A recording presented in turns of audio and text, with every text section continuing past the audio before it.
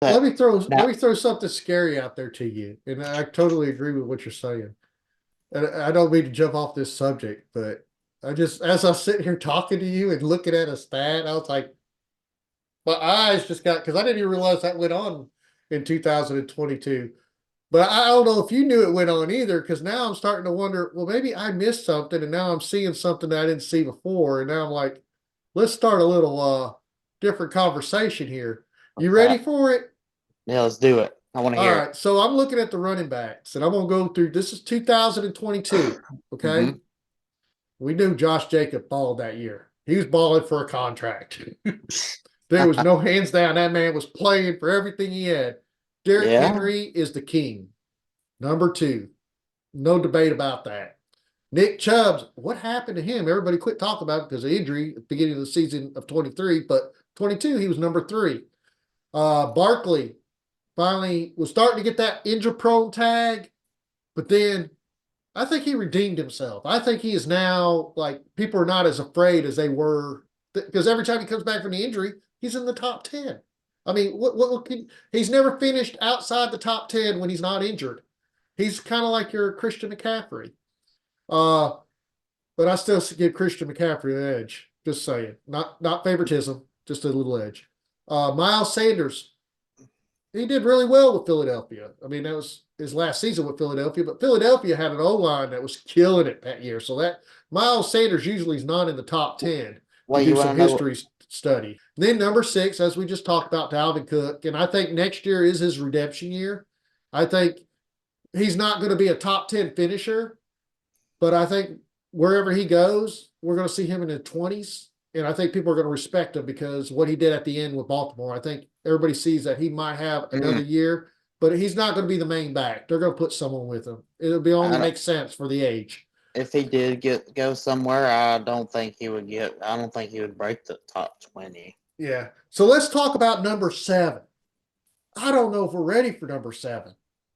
So the Well, who number is number seven running 7? back for 2022 was Justin Fields, a quarterback. Now, he had half the snaps, half the attempts of everybody above him. He had over 1,000 yards, 1,143 yards. His average was 7.1 on running. His long was 67. He done more with his attempts than anybody I named in the top six. Plus, he was a Well, quarterback. Now,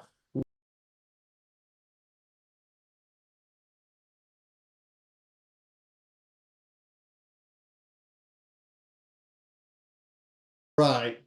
So that goes into the if you're not keeping up with football, let me introduce you to something. So the Steelers signed a small contract with Russell Wilson from Denver, and they traded the Bears for a sixth rounder to get Justin Fields. it could. Whoa! Now, no, let me finish.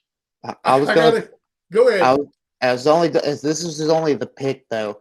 If Justin Fields could, if he plays, I think it was 70% of the No, games. 51%. 51% of the snaps Well, they this have was to some- give away. That's what I'm reading right here is his contract. So there was what? something else that I saw too, but the Yeah, pick. I mean, the 51%. Yeah, that was for the fourth rounder. pick that could go turn it into a fourth rounder. Yep. But So if he plays more than 51% of the games, the Pittsburgh Steelers loses a fourth rounder to the Bears. Now, if he plays less than 51% of the games, all the Bears is giving away is a sixth rounder.